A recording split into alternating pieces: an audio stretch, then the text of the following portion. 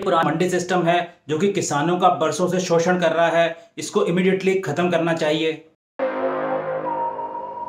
नमस्कार दोस्तों, आइए उस एक्ट के बारे में बात करते हैं जो कि मंडी सिस्टम या एपीएमसी को डायरेक्टली इम्पैक्ट करता है। ये एक्ट है the farmers produce trade and commerce promotion and facilitation act 2020। ये एक्ट एज एन ऑर्डिनेंस 5 जून 2020 को लाया गया यूनियन कैबिनेट के द्वारा, और ये लोकसभा में अप्रूव हुआ 17 सितंबर 2020 को और राज्यसभा में अप्रूव हुआ 20 सितंबर 2020 को। इस एक्ट के आने के पहले फार्मर जो अपना प्रोड्यूस है वो सिर्फ और सिर्फ एपीएमसी मंडी में ही बेच सकता था, जहाँ की पूरा देश या पूरा वर्ल्ड ओपन मार्केट की तरफ जा रहा है, जहाँ की मल्टीपल ऑप्शंस होते हैं, लेकिन फार्मर्स के पास सिर्फ एक ही ऑप्शन था कि एपीएमसी मंडीज। इन एपीएमसी मंडीज में ह्यूज मोनोपोली है, जहाँ पे कि लिमिटेड नंबर ऑफ ट्रेडर्स हैं और उन्होंने अपने प्राइसेस ऑलरेडी फिक्स किए हैं। कहने के लिए तो वहाँ पर ऑक्शन होता है, लेकिन फार्मर मजबूर हो जाता है कि वो एक लिमिटेड प्राइस में ही इन ट्रेडर्स को बेचे। जस्ट इमेजिन कि आपको राशन खरीदना है घर का और आपको बोल दिया जाए कि आपको इन्हीं 5 दुकानों में से राशन लेना है, तो ये ऑब्वियस है कि वो 5 दुकान वाले अपने में लॉबी बना लेंगे और एक प्राइस फिक्स कर लेंगे। उदाहरण के तौर पर कई सालों पहले जब app based taxi services launch नहीं हुए थे, उस समय कुछ ऑटो ड्राइवर्स के यूनियन ने एक लॉबी बना लिया था और वो एक स्पेसिफिक चार्ज उन्होंने फिक्स कर लिया था। फॉर एग्जांपल न्यू दिल्ली से नोएडा तक के लिए 250 या 300 रुपये। तो अगर आप एक ऑटो ड्राइवर के पास जाएंगे, वो आपसे 300 रुपये मांगेगा तो दूसरा उससे कम नहीं करेगा। तो उन्होंने एक लॉबी फॉर्म कर ली थी, इसीलिए उस समय प्रीपेड टैक्सी सर्विसेज को गवर्नमेंट को लॉन्च करना पड़ा था।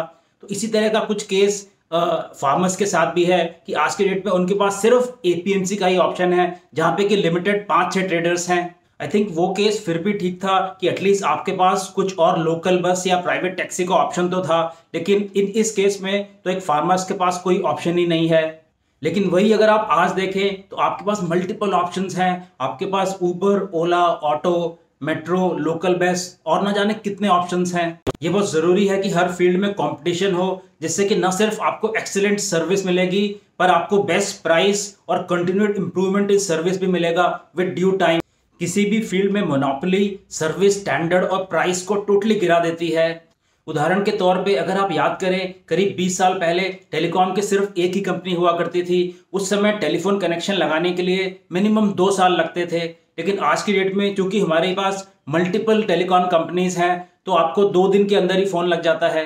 ऐसा नहीं है कि सरकार एपीएमसी मंडीज को खत्म कर रही है, जस्ट दैट कि उनके पैरेलल में प्राइवेट प्लेयर्स को लेके आ रहे हैं, जिससे कि कंपटीशन बढ़ेगा और फार्मर अपना प्रोड्यूस एपीएमसी मंडी के बाहर अच्छे दामों पर बेच सकेगा।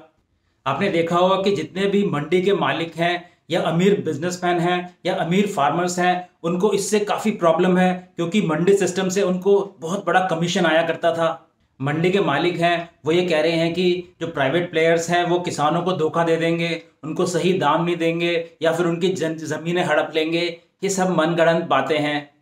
उदाहरण के तौर पर आप देखिए कि अगर मान लीजिए किसी एक गांव में पुरानी मिठाई की शॉप है, उसके सामने कोई नई मिठाई की शॉप खुलने वाली है, तो जो पुरानी मिठाई की शॉप का मालिक है वो ऐसा प्रोपेगेंडा फैलाता है कि जो नई मिठाई की शॉप है वो क्वालिटी बहुत पुअर देगा और वो बहुत ज़्यादा मिलावट करेगा या फिर वो प्राइसेस बहुत ज़्यादा हाई देगा। तो शुरू में तो ऐसा लगता है कि वो गाँव वाले के लिए बहुत ज़्यादा कंसर्न है, लेकिन असल में वो अपना धंधा बचाना चाहता है। अगर आप ये सोचिए कि अगर नई दुकान वाला सही में प्राइस ज़्यादा चार्ज करेगा या फिर क्वालिटी पुअर देगा, तो जो ग्राहक है वो ऑटोमेटिकली पुरानी दुकान पर आएंगे, लेकिन ऐसा नहीं है। आई थिंक जो पुरानी दुकान वाला जानता है कि वो ऑलरेडी पुअर क्वालिटी दे रहा है और वो ऑलरेडी लोगों को बहुत ज़्यादा चार्ज कर रहा है, क्योंकि उसकी मोनोपोली थी आज तक। बिल्कुल यही केस मंडी के मालिकों का है आज के डेट में। वो ये दिखाना चाहते हैं कि वो किसानों के बहुत ज़्यादा हितैषी हैं और वो किसानों को एक्सप्लॉयटेशन से बचाना चाहते हैं, लेकिन असल में देखा जाए तो सालों से वो किसानों का शोषण कर रहे हैं और उनको पता है कि जैसे ही प्राइवेट प्लेयर्स आएंगे उनका धंधा टोटली बंद हो जाएगा। अगर मान लीजिए कि प्राइवेट प्लेयर्स सही में किसानों का शोषण करते हैं, उसको समय पे पैसा नहीं देते हैं, तो फिर किसान के पास ऑप्शन तो है कि वो एपीएमसी मंडीज में दोबारा वापस आ सकता है। लेकिन एपीएमसी मंडी के मालिक जानते हैं कि वो ऑलरेडी किसानों को लूट रहे थे, इसलिए किसान प्राइवेट प्लेयर्स के पास एक बार जाएगा तो वो वापस कभी नहीं आएगा, क्योंकि उसको वहाँ पे बेहतर दाम मिलेंगे। जब मल्टीपल ट्रेडर्स में कॉम्पिटिशन होगा तो ये ऑब्वियस है कि किसानों को अच्छा दाम मिलेगा। हमें ये समझना पड़ेगा कि मंडी के जो मालिक हैं वो 100% पॉलिटिकल बैकिंग से आते हैं। 99% भी नहीं, 100% पॉलिटिकल बैकिंग से आते हैं, क्योंकि इसमें बहुत ज़्यादा कमीशन और पैसा इन्वॉल्व होता है। अभी तक तो किसान अपनी एपीएमसी मंडी के बाहर दूसरी एपीएमसी मंडी में या दूसरे डिस्ट्रिक्ट की एपीएमसी मंडी में भी जा नहीं सकता था। तो मान लीजिए कि उसको अपनी एपीएमसी मंडी में 10 रुपए का भाव मिल रहा है और दूसरे डिस्ट्रिक्ट की एपीएमसी मंडी में 20 रुपए का भाव मिल रहा है, तो उसके पास ये भी सहूलियत नहीं थी कि वो वहां पर जाके 20 रुपए का भाव में अपना प्रोड्यूस बेच सके। तो फिर इस नए एक्ट के द्वारा न सिर्फ वो अपने स्टेट के अंदर ही किसी भी एपीएमसी मंडी में अपना प्रोड्यूस बेच सकता है, बल्कि वो स्टेट के बाहर भी किसी और स्टेट में जहां पे कि उसको अच्छा दाम मिल रहा हो वहां भी अपना वो प्रोड्यूस बेच सकता है, और उस पर और स्टेट गवर्नमेंट उसके ऊपर कोई टैक्स भी नहीं लगा सकती है। जब हम फार्मर्स प्रोड्यूस की बात करते हैं तो न सिर्फ उसके अंदर गेहूं और चावल इंक्लूड होता है, बस उसके अंदर दालें, फूल, फल, सब्जियां, बल्कि उसके अंदर दूध, डेयरी फार्मिंग भी इंक्लूड होता है, और उसके अंदर पिगरी और फिशरी, ये सब फार्मर्स प्रोड्यूस के अंदर इंक्लूड होता है। एपीएमसी मालिक जो हैं वो ये कह रहे हैं कि जो बिग कॉर्पोरेट्स हैं वो फार्मर्स को बेवकूफ़ बना देंगे, लेकिन जो ये खुद मालिक हैं ये बिग कॉर्पोरेट से डील कर लेंगे, लेकिन फार्मर्स को बिग कॉर्पोरेट्स बेवकूफ़ बना देंगे। इसमें काफ़ी डबल स्टैंडर्ड है। एपीएमसी के जो ऑफिस बेयरर्स हैं वो ये कह रहे हैं कि हम मिडलमैन नहीं हैं, बल्कि हम सर्विस प्रोवाइडर्स हैं। अगर आप देखिए तो जितने भी मिडलमैन होते हैं दुनिया के, वो सारे अपने आप को सर्विस प्रोवाइडर्स ही कहते हैं, लेकिन फार्मर्स के पास एटलीस्ट एक ऑप्शन तो होना चाहिए कि वो इनकी सर्विस ले या नहीं ले। उनको फोर्स तो नहीं करना चाहिए कि आप सर्विस लो ही।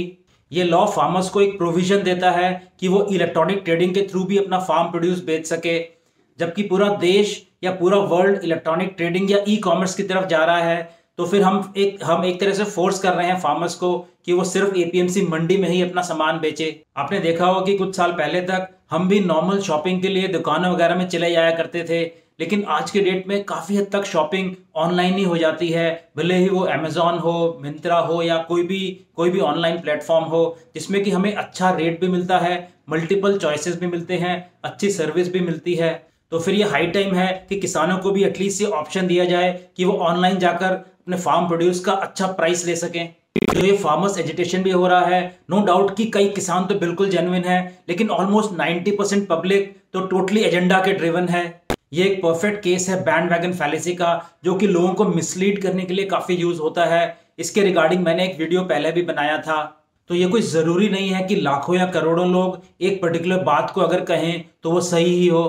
हमने देखा है कि कई सारे सेलिब्रिटीज़ भी इस एजिटेशन से जुड़ गए हैं, जैसे कि प्रियंका चोपड़ा या दिलजीत दोसांझ या फिर और भी बहुत सारे सेलिब्रिटीज़। नो डाउट कि ये बहुत अच्छे एक्टर या सिंगर हैं, लेकिन कोई ज़रूरी नहीं है कि इस सब्जेक्ट में इनको एक्सपर्ट नॉलेज हो। ये कोई ज़रूरी नहीं है कि कोई पैसे वाला आदमी या कोई बड़ा आदमी किसी बात को कह रहा हो तो वो सही ही हो। उस बात में उसको एक्सपर्ट नॉलेज होना बहुत ज़रूरी है। करीब 25 साल पहले अगर आपको याद हो तो पूरा देश गणेश जी को दूध पिला रहा था और सब लोग उस पर विश्वास भी कर रहे थे। तो फिर ये कोई ज़रूरी नहीं है कि सब लोग जो एक बात को कहें वो सही ही हो। ये बात सही है कि बरसों पहले जब एपीएमसी सिस्टम को लाया गया था तो जमींदारी सिस्टम को हटाने के लिए लाया गया था और साहूकार को हटाने के लिए लाया गया था। उस समय वो मूव बहुत सही था, लेकिन आज के डेट में एपीएमसी सिस्टम खुद ही एक स्यूडो जमींदारी सिस्टम बन चुका है, जो कि किसानों को एक्सप्लॉइट कर रहा है। गवर्नमेंट किसानों के लीडर्स से बात कर रही है, जो कि एक सही अप्रोच भी है। आशा करते हैं कि किसानों और गवर्नमेंट के बीच में डेडलॉक जल्दी ही रिजॉल्व हो। धन्यवाद दोस्तों, जय हिंद।